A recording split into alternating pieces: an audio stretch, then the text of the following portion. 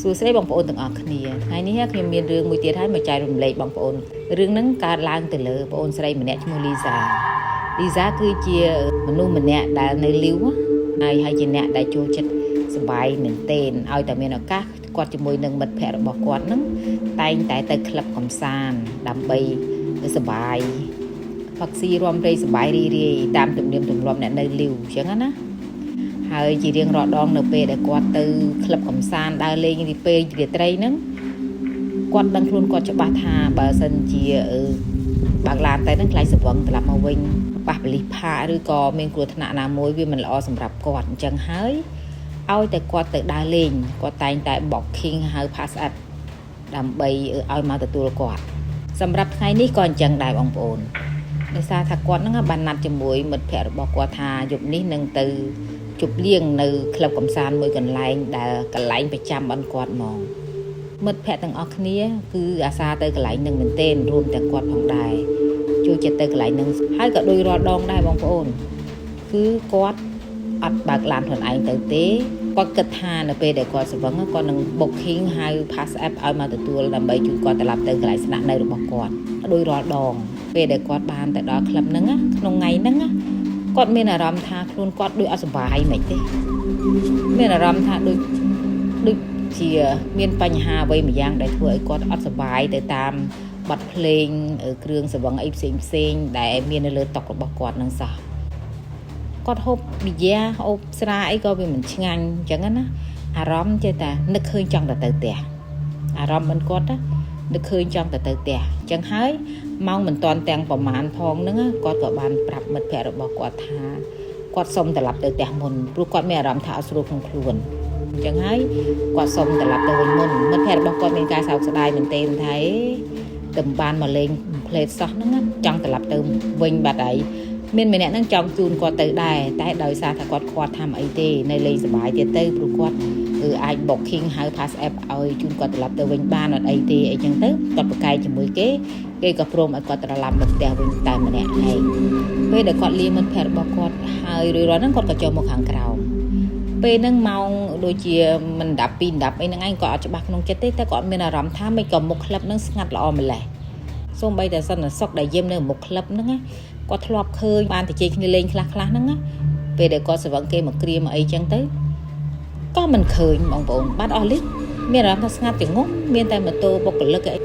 នៅមុខក្លឹបហ្នឹងហើយបាត់មនុស្សអស់លីងគាត់វាចម្លែកក្នុងចិត្តដែរមិនទៅមុខគាត់គិតថាបើគាត់ចុះមកបើគាត់ជិះឃើញមានមនុស្សមានអីចឹងណាតែលើកនេះចុះមកស្ងាត់ឈឹងអញ្ចឹងក៏គាត់ឈរនៅមុខក្លឹបហ្នឹងហើយបាន booking ហៅ pass app ហ្នឹងឲ្យមកទទួលគាត់ឈររងចាំមកសន្ទុះគាត់ឈររងចាំមកសន្ទុះហ្នឹងក៏មានpass app ហ្នឹងមកទទួលគាត់មែនអញ្ចឹងណាគាត់ក៏ឡើងលើ pass app ហ្នឹងហើយប្រាប់កន្លែងដែលត្រូវទៅពេលដែល pass app ហ្នឹងបើកទៅហ្នឹងគាត់មានអារម្មណ៍ថាអ្នកបើក pass app ហ្នឹងដូចចម្លែកមិនទេធម្មតាពេលដែលគាត់ជិះចឹងណាអ្នករត់ pass app តែងតែទៅជែកលេងមួយគាត់សួរនាំតាមរបៀបរបបអ្នករត់ pass app គេទៅជែកលេងជាមួយអតិថិជនអីចឹងណាតែសម្រាប់ pass app មួយនេះមឹងតែហ្មងបងប្អូនអត់មាននិយាយអីទេនិយាយតែមួយម៉ាត់ដំបងគាត់ដែលគាត់ប្រាប់ថាទៅណាទៅឆ្លើយថាបាទថ្មឹងមែនទេថ្មឹងរហូតដល់គាត់លេងខ្វល់ក៏គិតថាប្រហែលជា pass app នឹងមិនចូលចិត្តនិយាយអីដឹងបានជាមិននិយាយអីសោះអញ្ចឹងក៏គាត់ទាញទូរស័ព្ទមកមើលអីបានគាត់នៅក្នុង pass app ហ្នឹងទៅណាហើយនៅពេលដែលគាត់ស្លងអារម្មណ៍ជាមួយនឹងទូរស័ព្ទគាត់ហ្នឹងស្រាប់តែ pass app ហ្នឹងចតហើយបាននិយាយមួយគាត់ថាខ្ញុំសុំចូលបន្ទប់ទឹកមួយផ្លេតពេលហ្នឹងទៅគាត់ងើបមុខពីទូរស័ព្ទហើយងាកមើលទៅឃើញថា pass app មួយហ្នឹងមកចតនៅមុខម៉ាតមួយកន្លែងពេលយប់ហើយនៅចំហៀងម៉ាតហ្នឹងមានការ៉ាសាំងមួយពេលហ្នឹងក៏រៀងភ្ញាក់ព្រឺតបន្តិចដែរតែដែលគិតថាpass app មកចតនៅមុខហ្នឹងក៏ល្អម្យ៉ាងដែរព្រោះអីគាត់អាចនឹងចូលទៅទិញរបស់តិចតួចមួយចំនួនដើម្បីត្រឡប់ទៅកន្លែងស្នាក់នៅរបស់គាត់អញ្ចឹងគាត់ក៏យល់ព្រមហើយក៏ចុះដើរពី pass app ហ្នឹងទៅជាមួយនឹងអ្នករត់ pass app ហ្នឹងដែរអ្នករត់ pass app ដើរចូលទៅខាងបន្ទប់ទឹកចំហៀងម៉ាតដែលមានការ៉ាសាំងហ្នឹងសម្រាប់គាត់ក៏ចូលទៅក្នុងម៉ាតដើម្បីទិញរបស់មួយចំនួនពេលហ្នឹងគាត់កំពុងតែដើររើសមើលថាមានអីខ្លះដែលគាត់អាចទិញយកទៅហូបបានអញ្ចឹងណាពេលដែលគាត់អោនឈ្ងោកហ្នឹងគាត់កលេចមកកលេចទៅហ្នឹងឃើញអ្នកគិតលុយបងប្អូនឃើញអ្នកគិតលុយហ្នឹង ខ្សឹបខ្សៀវគ្នាដូចជាមានអ្វីម្យ៉ាងចំពោះគាត់ចម្លែកក្នុងចិត្តតែប៉ុន្តែគាត់គិតថាប្រហែលជាមានអីដឹងអញ្ចឹងគាត់រើសអីវ៉ាន់មួយចំនួនហើយយកទៅកន្លែងគិតលុយហ្នឹង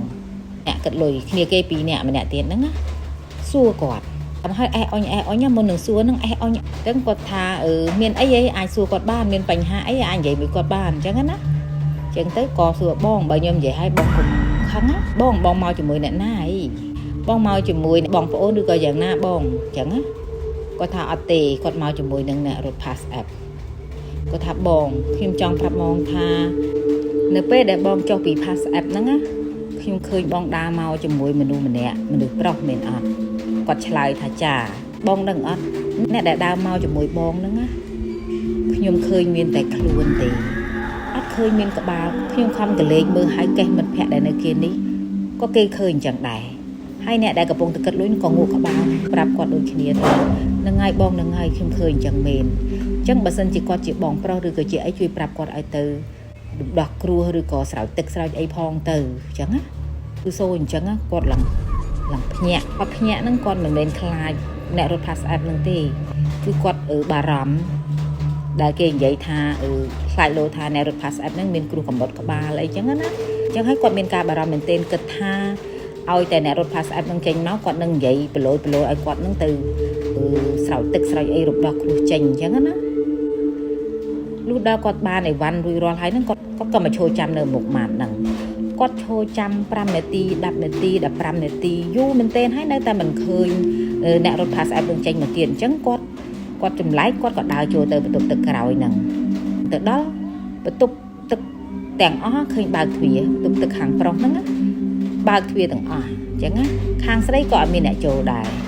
គាត់ក៏ដើរត្រឡប់មកវិញមកសួរសន្តិសុខនៅមុខហ្នឹងថាមានឃើញពូ pass app ហ្នឹងគាត់ចេញពីបន្ទប់ទឹកនៅអញ្ចឹងមានឃើញមនុស្សប្រុសម្នាក់ហ្នឹងចេញពីបន្ទប់ទឹកនៅ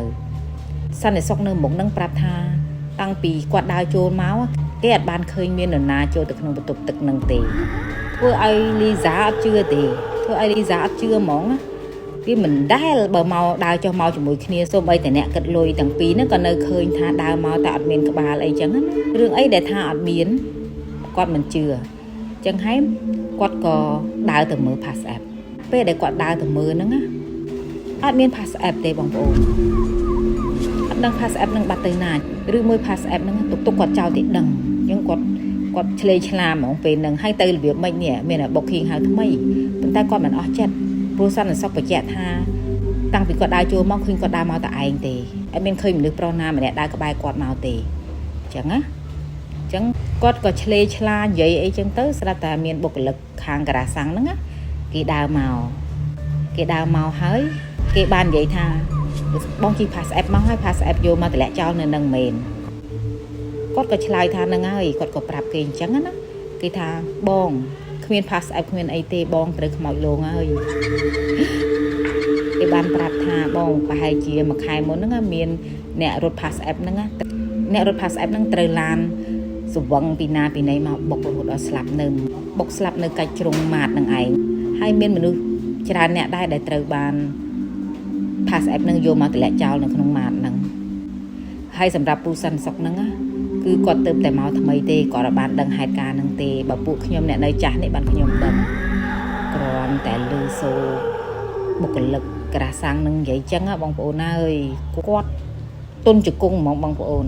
គាត់ទុនជង្គង់ហ្មងមិននឹកស្មានថាខ្លួនគាត់ត្រូវជួបនឹងខ្មោចលងចឹងទេនេះគឺជាហេតុការណ៍ដែលលីសានឹងបានជួបនេះហើយគឺជាហេតុការណ៍ដែលលីសាបានជួបដែលធ្វើឲ្យគាត់នឹងព្រួយឆ្អឹងខ្នងហើយតែស្រោចទឹក